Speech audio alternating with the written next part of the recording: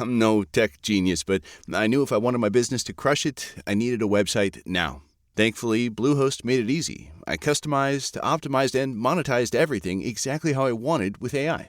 In minutes, my site was up. I couldn't believe it. The search engine tools even helped me get more site visitors. Whatever your passion project is, you can set it up with Bluehost. With their 30-day money-back guarantee, what do you got to lose? Head to Bluehost.com. That's BLUEHOST.com to start now. Today's episode is brought to you by Achieve Unite, a global leader in leadership development, business acceleration, and trusted partnerships. Achieve Unite combines deep expertise, data analytics, and AI to help companies accelerate revenue, control costs, elevate talent, and build trust. They're more than advisors. They deliver results with their proven three-part approach: talent development, ecosystem strategy, and profitable growth programs. Whether you're strengthening alliances, enhancing internal systems, or optimizing your partner ecosystem, Achieve Unite is the partner you need for success. Welcome to the Delighted Customers Podcast. I am so glad you're here. We challenge conventional thinking about customer experience because I believe that improving experiences isn't just good for business, it's a powerful way to make a meaningful difference in people's lives. Each week, we feature thought-provoking conversations with industry thought leaders from a variety of backgrounds, offering unique perspectives and actionable insights.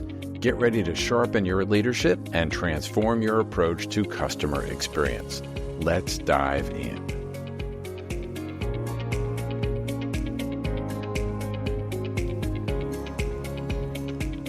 Well, in today's episode of the Delighted Customers Podcast, I have a bucket list company and a bucket list guest on my show today. LinkedIn was one of those companies that I wish I could get somebody from CX to visit or make the turn on our show. And it took about 125 episodes, but we finally did it. Today we have on the show Sam Stern, who's a customer experience expert with more than 20 years in the field as a speaker, community builder, practitioner, podcaster, and researcher. Currently, he leads the service design team at LinkedIn, helping to design and deliver delightful experiences, gotta love that, for the platform's 1 billion members and customers. Sam has also created 3 LinkedIn learning courses on customer experience and hosts his own weekly podcast, CX Patterns. In past roles, he started a customer experience team for the footwear company I'm sure you've all heard of, and I'm wearing on my feet right now, New Balance, and worked in research and consulting roles at Forrester Research. While there, Sam helped launch Forrester's CX certification training curriculum, and he started Forrester's popular CX Cast podcast. Sam, welcome to the Delighted Customers Podcast. Thank you, Mark. It is great to be here. Excellent. So today we're going to kind of hit 2 aspects of CX, one of which is sort of an external view of our customer experience, your customers at LinkedIn. Another one is for those people in the world of change management, change leadership in particular, which is near and dear to my heart. What you've learned, some valuable lessons that maybe you can share with others. So perhaps, I always say the best way to learn is from other people's mistakes. And to be fair, you've done so many things right that it's hard to call it a mistake. But when you said it, it was like, aha, yes, that's something we've got to share with the audience. Yeah, absolutely. Excited to share and to talk about what we've learned and what we've learned in building customer experiences at LinkedIn. So when we talk about designing value, Sam, a lot of people, I don't imagine there are too many people who are going to be listening to this show who are not only familiar with LinkedIn, they're on the platform and on the platform on a regular basis. Yep. So there's a lot of questions. Probably the biggest one is, what's the algorithm secret? I'm waiting to find out too, by the way, on that one. It's tightly held, right? Yes. And it makes sense, and I know it's probably always evolving. But beyond that, one of the things that is critical, not only for people to kind of, it's like anything else that people could be on the platform but really not engaged, and also engaged and also participating in the many different products that LinkedIn offers. So first, let's start about defining. When we say defining value, give the audience, let's do a level setting for people and what we mean by that. Yeah, sure. So I think the first level set I'll offer is that everyone who's listening to this, I'm guessing, just about, is a member of LinkedIn. But most of the people listening to this are probably not customers. And that's a really important distinction to make. I've been a member of LinkedIn, for probably going on 20 years, but maybe only a customer intermittently in that period, and maybe not even aware that I was a customer, that my company, say, had a LinkedIn Learning enterprise license and I could access the learning courses. Or, I've never been in sales, but if you're in sales, you can use Sales Navigator. Then you become a customer.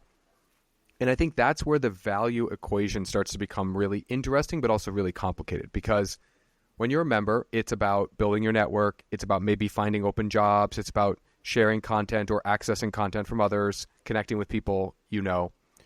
When you're a customer, and let's go to that idea of you're trying to hire someone, you want your open positions to reach as many high-quality job candidates as possible.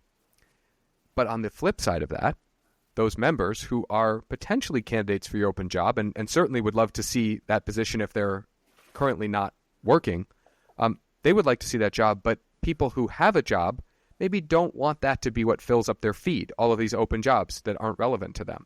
And so there's really difficult balance of creating value for our customers who are paying, but also value for our members who are not paying, but their presence on the platform creates the community. Their activity on the platform creates value. We can put ads against it to be literal about it, but creates value for other members that brings people in, that brings engagement that we care about. And so there's a balance to strike there, and it's difficult because anytime you have a platform business where you need to serve the needs of multiple users, sometimes when those needs are in opposition to each other, you have to be very careful about balancing it. The good thing for LinkedIn is every customer is a member. And so they can kind of internalize the importance of providing a great member experience, even while they understand they want to reach as many people with their content, with their ad, or with their open hire position that they're hiring for. They also have been on the other side of that, knowing, but I want the feed to have valuable content, not just ads. I don't want to just see open positions that people are hiring for. So we can kind of balance that need, but we also have to think about the value that everyone is trying to get from using LinkedIn and also to create by being on LinkedIn. Okay.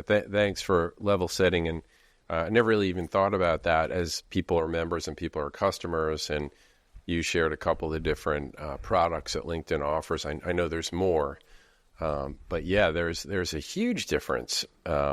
So now we know why is that? Why should that be a big deal? You alluded to it, but people in the C-suite, why is that such a big deal? Yeah. So first of all, other companies have this kind of challenge. I remember when I was at Forrester, I would talk to health insurers all the time, and they say, who do we care most about? The people we're insuring or the benefits manager at their employer? And those folks care about different things. And again, it's one of those situations where the benefits manager is probably your primary customer, and yet they're also being insured by you, so they do care about coverage. But there's that trade-off of lower cost to the company of that health insurance plan, but better quality of care, higher quality of care offered to the people you're insuring, or higher coverage. And so a lot of companies have these kinds of trade-offs between different roles, different types of engagement with that company. And so that's something to think about. I'll even offer another example. You go back 5-10 years and take a fast food restaurant chain, or take someone like Chipotle. Pretty straightforward. They provide food, customers come into the store and get it. But now think about the additional complication of a lot of their food is delivered by third-party app delivery drivers. And what's the best experience to those folks that they're going to want to pick up Chipotle orders? They're going to want to deliver to Chipotle's customers versus some other product that they could pick up and deliver, maybe a competitor of Chipotle's. And so now you're, again, complicating that picture of the value delivery ecosystem and that equation a little bit. And so I do think, like, thinking about the different roles that people can embody. Sometimes you're eating a Chipotle burrito that someone delivered to your house. Sometimes you're delivering it to somebody else.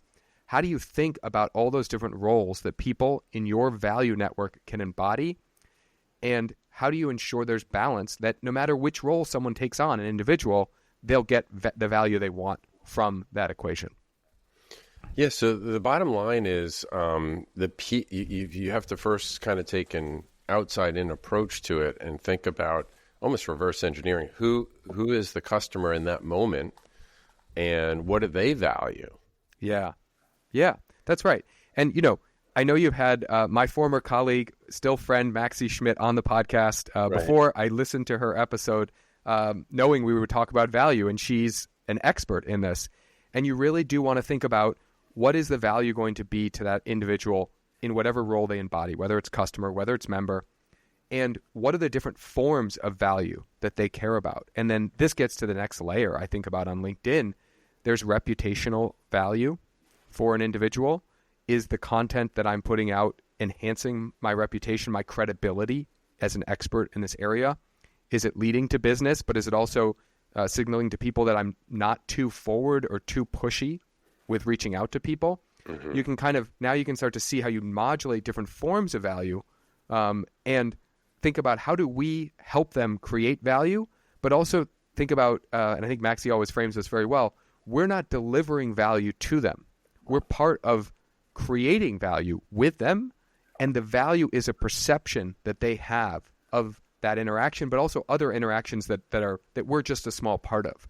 So we have to think about it in that larger network and in those larger terms, and that's where, my team in service design, we get to do a lot of that research and really try to understand the larger context into which we fit into that customer's life, into that member's life, and we do a lot of internal research with our employees and into our employees' lives as well.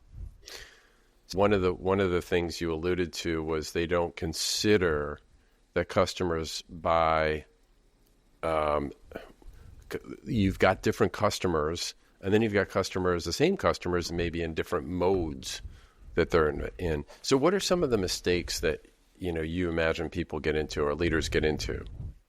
Yeah. So, first of all, one of the simplest ones that's coming to mind immediately for me is that we will take at face value what a customer tells us they want. They said they wanted this, and it is very difficult for a individual to tell you what they want, especially if that thing doesn't exist. And there's famous quotes from Steve Jobs and going back all the way to Henry Ford, right, about you can't just ask a customer what they want. And now I think a lot of times those are positioned as, so we don't ask customers. And I don't think that's what they meant even at the time. And that's not how I interpret those statements of, they just want a faster horse, or they wouldn't be able to tell us about the iPod.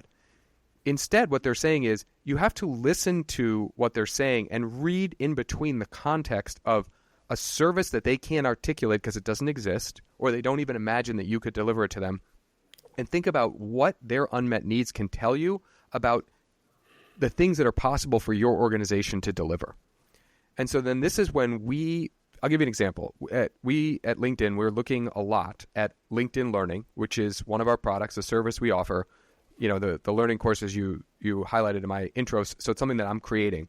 But a video learning course on customer experience is nice, but how do we connect that to other ways to learn, other ways to deepen your knowledge? How do we connect it to overall a company who would be the customer, thinking about what skills their employees are going to need and how do they acquire those skills, and what other parts of a value equation can we offer beyond just video learning courses that would help employees acquire those skills. And they would also, what's important with knowledge and with skills is that you can certify and you can demonstrate that you actually have that expertise. So that's a way to think about. Now, would they tell us they want a certificate from LinkedIn? Maybe they could say that because that thing exists. But does that really demonstrate that you have expertise, or just that you completed a course and got a certificate?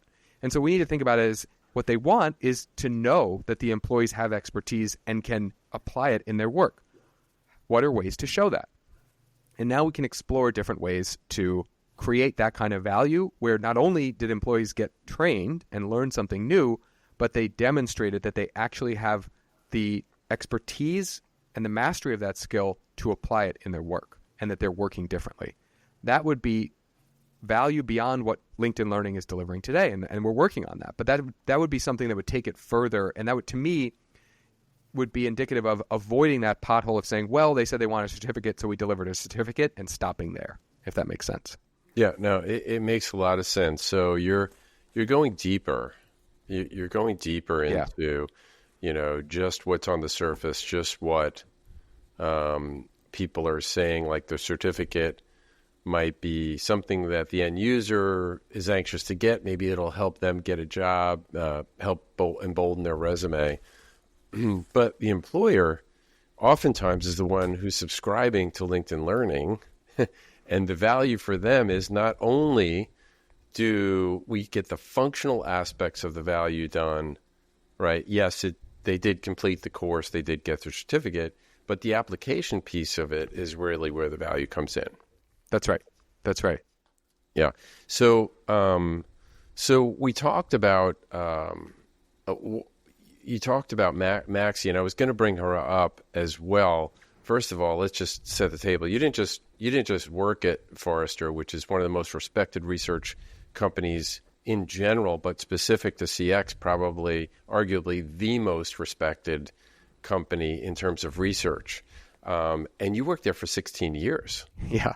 Yeah. So Felt like a lifetime. Yes. That qualifies as expert in my book. Now you're at LinkedIn. We've had Megan Burns and Maxie Schmidt, Dr. Maxie Schmidt, on the show as well. Bruce Temkin, who got his start there. And the reason I bring up Maxie is she talked about this idea that you alluded to, which is co-creating, customers co-creating the experience with you.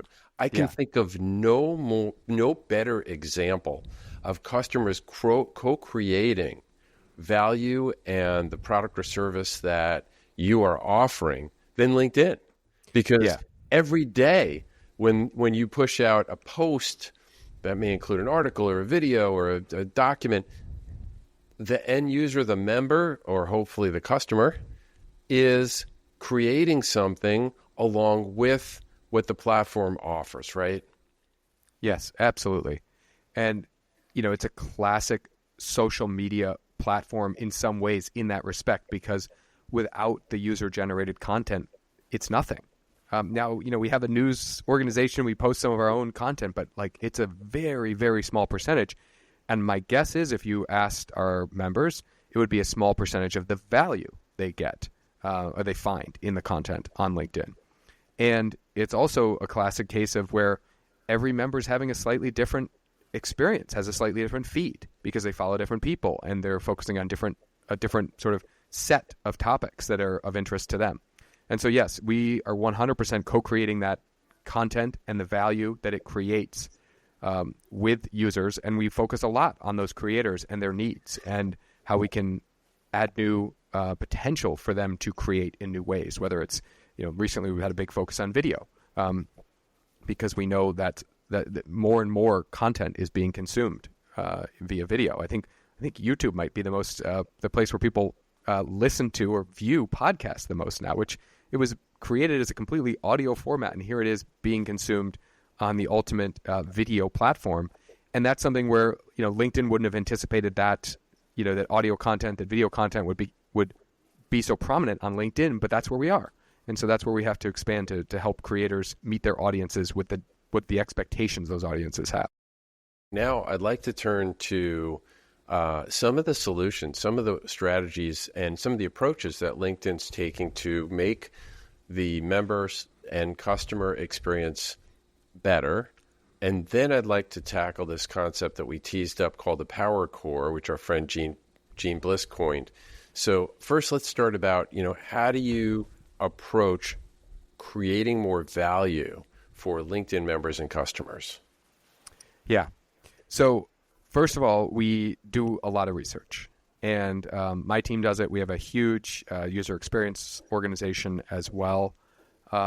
We have market research and customer insights teams, lots of teams collecting data, sort of working through inbound data and platform data, a lot of surveys, a lot of qualitative research.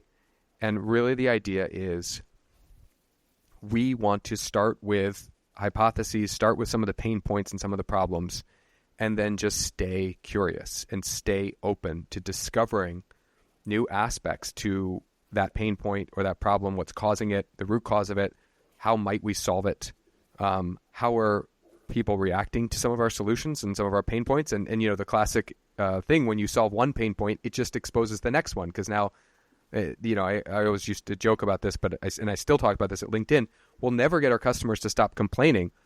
The goal is to get them to complain about new things, because it means we've solved their old pain point and they can move on to the next thing about us that they are less than happy with. And that's great, because they care enough to tell us, and we now know the next thing to solve for them.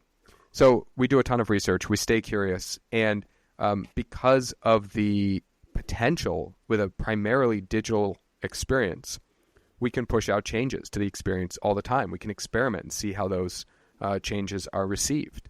And we can get almost instant feedback from people when they don't land well. And, you were joking about it at the start, and I was sort of echoing your frustration perhaps with it. It's like the algorithm seems to change. Like, I'll have posts that blow up and like, okay, I think I figured it out. And the next week, try something similar and, crickets. Nobody's there. And that's something we get feedback on all the time, as you might imagine, from our members, from the creators. And so that's another example of where, okay, we have to experiment with ways of surfacing new content to people, but also not making it feel to creators like there's no point in creating on this platform because no one's seeing it. But other people saying, well, I'm getting so many posts from that person. Why do I have to see every single one of their posts? So again, that sort of multi-sided stakeholder marketplace comes back to the fore. But that's really how we sort of look at it, is understand the problems at as nuanced and as deep as a level as possible, primarily through data and research, and then experiment and iterate and see how our customers and members react to those changes we make, and keep going. Got it. Okay. So then you come back and you measure, you have some, I imagine there's some set of metrics that you're looking at. What are some typical metrics you're looking for? Yeah. So, as a classic platform, we want regular active use of the platform. Mm-hmm. So we're tracking that. We're looking at engagement. So how many people are regularly visiting and engaging with the platform. And then we look at membership count itself, and we want that to grow. We look at things like revenue and for our products, especially for new products or new offerings. And then another big one, and this is one that my team and a few others are really responsible for reinforcing, is trust in LinkedIn. We, alongside Pinterest, I'd say are the last two social media platforms that have user trust. And we're always 1-2 with Pinterest in terms of trust in social media platforms. And that is everything to us as a professional network, as you can imagine. Mm. Why would you post about your company getting funding, or about open positions at your company, or trust us with your data if you didn't trust us? And so we have to work hard to maintain that. And the quality of our experience reinforces or undermines the trust that we've built as a brand with the platform. So if things don't work well, or if we don't get back to you, or if we don't set good expectations, that can undermine trust. And so the quality of the experience, we believe this very strongly, we see evidence for this, is part of our equation of being a trusted brand and a trusted platform. Really fascinating, and I think you're spot on to weigh trust so important. How do you measure it? Do you flat out ask people, do you trust us? What's your level of trust? Or are there some specific components of trustworthiness that you ask? Yeah, so so we're lucky in that there's external benchmarks of trust, and so that's where I'm sort of citing that data point about us and Pinterest being trusted. Those are I can't remember the actual sources if it's like the Edelman, Trust brand barometer. trust, yeah, Mhm. one of those. But that's where we're tracking that data carefully, and then I think there are components of trust, things like customer advocacy. Does the brand do what's in the interest of its customers, even when it's not in its own interests? Those types of measures are often good predictors of trust as an ultimate outcome. And then things like, does the platform work? Is it reliable? Does LinkedIn respond, quickly to you? Do our products and services work the way we said they would and the way you would expect them to? Are you getting the value, back to value, or we were talking about before? From the interactions that you thought you would. Those are elements of trust. So perceived value is a big part of the trust equation because they want it to work. And then if it does work, or if they perceive that it works, then that reinforces trust because the expectations were met. And so setting expectations and meeting those expectations to me is a big part of building trust. And so we track that. Right, the perceived value of LinkedIn. Yeah, that makes sense. Can you share maybe one or two examples of something that your team picked up on and maybe changed for the better to improve the experience for customers? Yeah, I'll go back a few years to one that I think is a good example of this. But we did research and journey mapping work for people who were first-time users of LinkedIn's Campaign Manager, so where you'd field an online marketing campaign. And we were struggling with having those users in their first campaign field a good quality campaign that delivered leads and got value. And what we found is, and I think this was a really good insight from the research that was not obvious immediately at the time, almost all of those users were regular users of Meta and Google's ad platforms. Those are the big guys in this field, in the online marketing advertising space. And so they had a mental model and a frame for how LinkedIn should work that was like Google and Meta. And it's just a fundamentally different value equation. We are expensive relative to them, but you shouldn't come to LinkedIn to sell consumer packaged goods the way you could on Meta, the way you can on Google. If people search for the right search term on Google, you should pay whatever it costs to get that person because they were looking for your brand, frankly. LinkedIn, you are reaching high value decision makers that cost a lot to reach but are worth a lot to reach. And so you as a brand should be thinking through your value equation differently to advertise. And we hadn't done enough to make that really clear to people who would advertise. And we hadn't been conscious enough ourselves of their mental model that made them think high quantity of leads at a lower cost. Whereas we're lower quantity of leads that cost more, but each one is worth so much, the value equation is still very positive, but you have to be able to convert that high quality lead into a high value sale, or it's not worth it to you. So if you are selling $20 blankets, you shouldn't advertise on LinkedIn. And we just hadn't done enough to create an understanding of how it would be a different value equation on LinkedIn. And so then what changed? Did you raise prices? Well, no, prices were already high, and those people were like, I'm not getting any value. This costs way too much. Yeah, so there was a lot. We were not doing enough to guide first-time users, and guide is the important word here, into what was going to be a good campaign. In terms of how many users are you targeting? How many facets and parameters have you got? What's your target market? I'll give you another example. This is one of my favorite examples because this gets into the intricacies of the mind of a customer, of a user. We had a minimum daily spend threshold already that we were guiding them on. So, on this ad, you need to spend at least $50 a day to reach enough people to make it worth it, whatever that is. And 50 is just an example number. It could have been any. It would vary depending on the type of campaign you were doing and how many people you want to reach. And we were seeing people consistently go under that on their first campaign. And so in the research, we said, well, did you see that guidance? It was pretty prominent. Maybe we need to make it more prominent or have it, flashing. What's wrong? And they said, oh, I did see that. This was a test campaign to see if we should devote budget to LinkedIn. And so we were calling it their first campaign. They were calling it their pre-first campaign, like their beta campaign, their zero campaign, to see if they should do a first campaign. And so the paradox here that's a bad one at the time for LinkedIn was they were never going to get to their first campaign, at least what they defined as their first campaign, because they were going to spend too little, prove that it didn't work, go back to the budget decision maker and say, yeah, we tried it, it didn't work. Whereas if they'd spent a little more on that first campaign or taken more of our advice, they might have been successful and gotten the budget to spend on LinkedIn. And so we had to reinforce some of those expectations with them to say, explain it a little more, not just this is a minimum amount, but even if you're testing it out, you should devote this much to it so that you can see how it works when you get some leads on the back end and what you do with them and how it, our system integrates so well with your CRM or whatever we were going to say as the next part of the sale.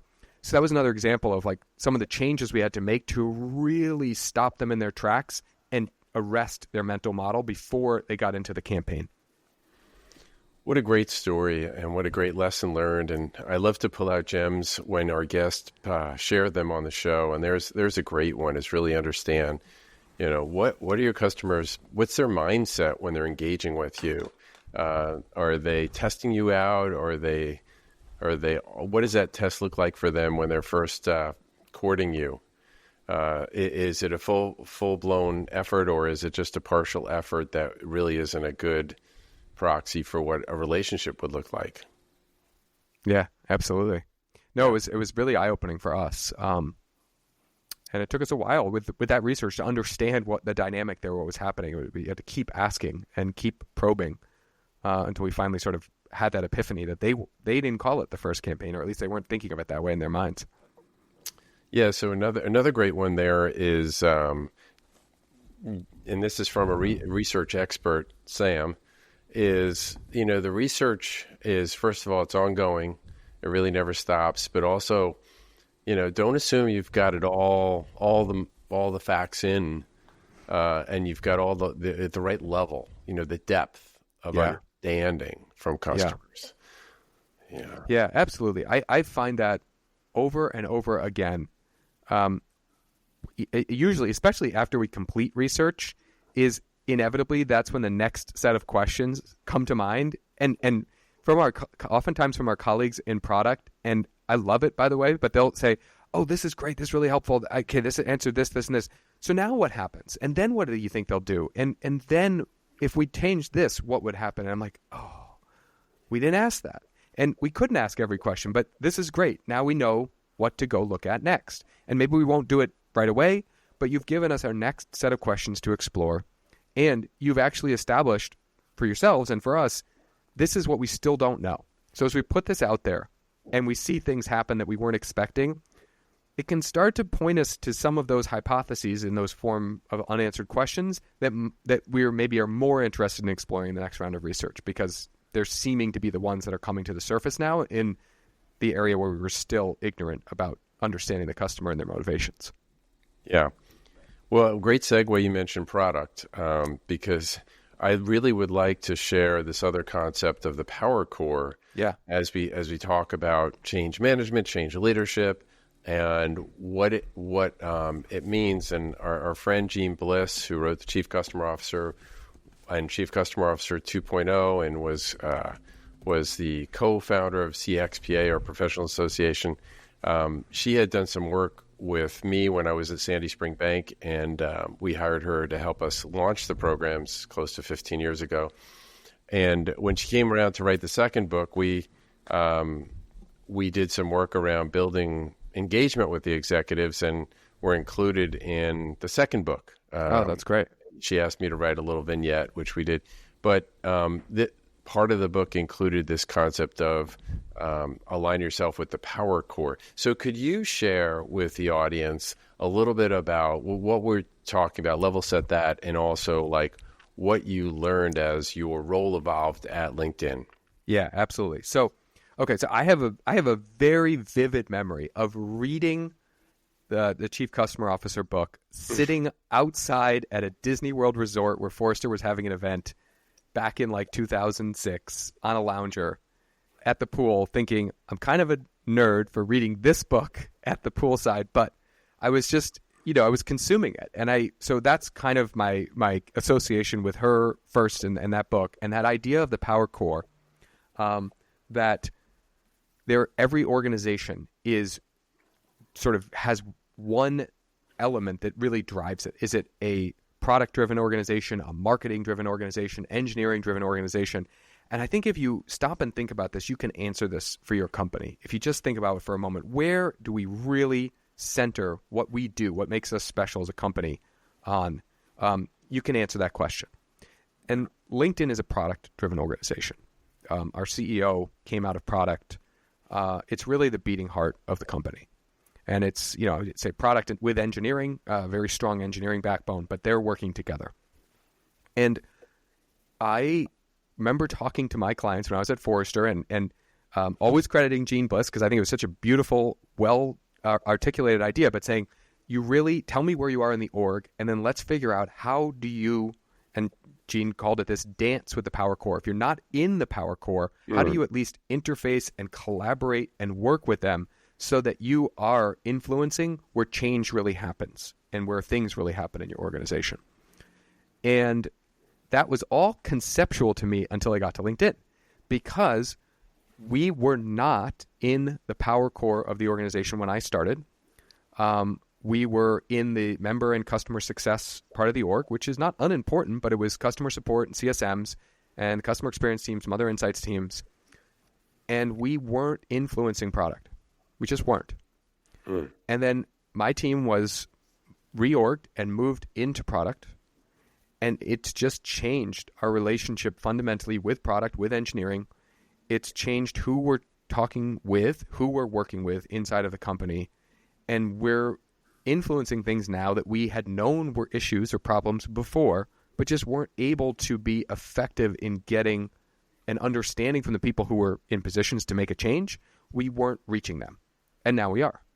And so I went from understanding, in quotes, that the concept from Gene of the power core to feeling it viscerally because I'm living it in the before and after at LinkedIn. There's another great gem is get a sense of where your power core is in your organization and align. And even if you're not in it, you could do the dance, as Sam suggested. That's right. That's right. Sam, this has been fascinating. I love talking to you. I hope at some point you would come back on the show again at some point and share with us what is new and exciting in the world of LinkedIn, because it's a place where we visit all the time, those of us in business, in the business world. But before we end, I want to ask you the question that I started asking just a couple of episodes ago to my guests, which is, what delights you as a customer? Okay. I have a very specific example that delights me, and it's I call it the enterprise pause. So it's enterprise rent-a-car. And I saw them do this thing at several different locations, so I know that they're doing it intentionally, which is when you would get off the enterprise shuttle and go into their office, they'd have one or two people behind the counter, and a line would form, and you'd all be like, oh, here we go. This is going to be a long wait. And then suddenly a door would open, and like 6 more smiling employees would pour out, man all the other computers at the front at the desk. The line evaporates, and you go from hope that there won't be a line to disappointment to relief and elation in about 20 seconds. They don't let the line build up too long. They don't want your disappointment to curdle into anger. And I just think moments like that are so magical. And I think companies can design them. I think they're mostly delivered by humans, and they can be done at scale if you get the training right, if you get the permission, the empowerment, and enablement for the employees right. I've studied, when I was at Forrester, I studied a lot of companies that had these types of programs in place. And so when I see evidence of these moments out in the real world, I want to like jump in the air and pump my fist, because it tells me, we've talked a lot in the last few years about the declining customer experience scores and the struggles that we're having as a discipline. Right. but I just still see the possibilities for going beyond just more efficient or easier or more effective or whatever to these moments that will live in your memory forever. And I collect those. I look for those because I just think they're so special, and is why I got into customer experience in the first place, is for that possibility of that kind of delightful moment that you'll never forget. Yeah.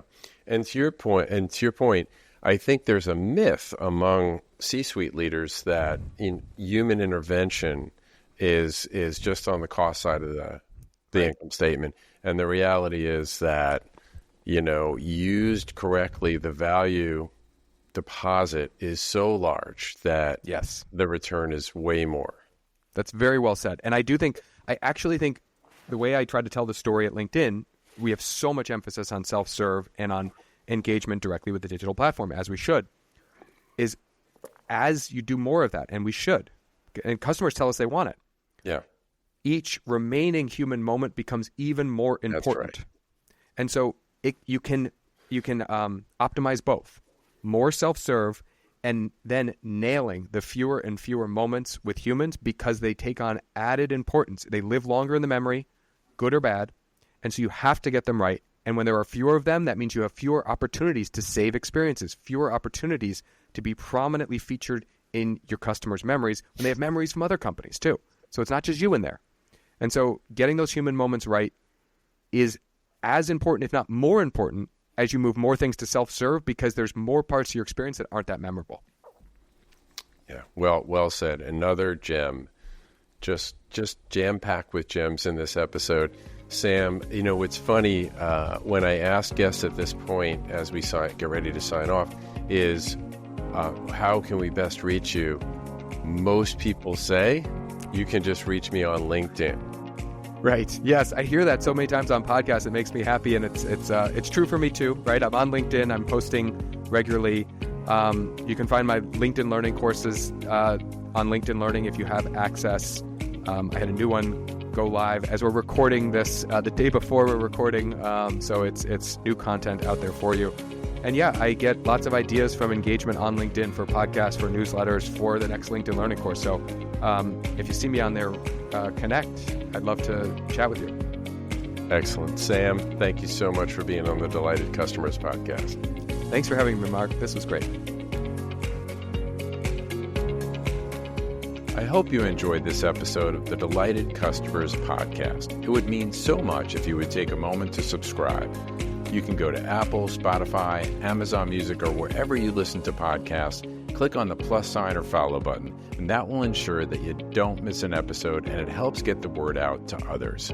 While you're there, I'd love it if you leave a 5-star review. I look forward to seeing you back here next Thursday. Hey guys, Mark Wahlberg here. You've heard me say it before, but I'm going to say it again. You guys have to check out Hallow. This Lent, we are doing something really powerful.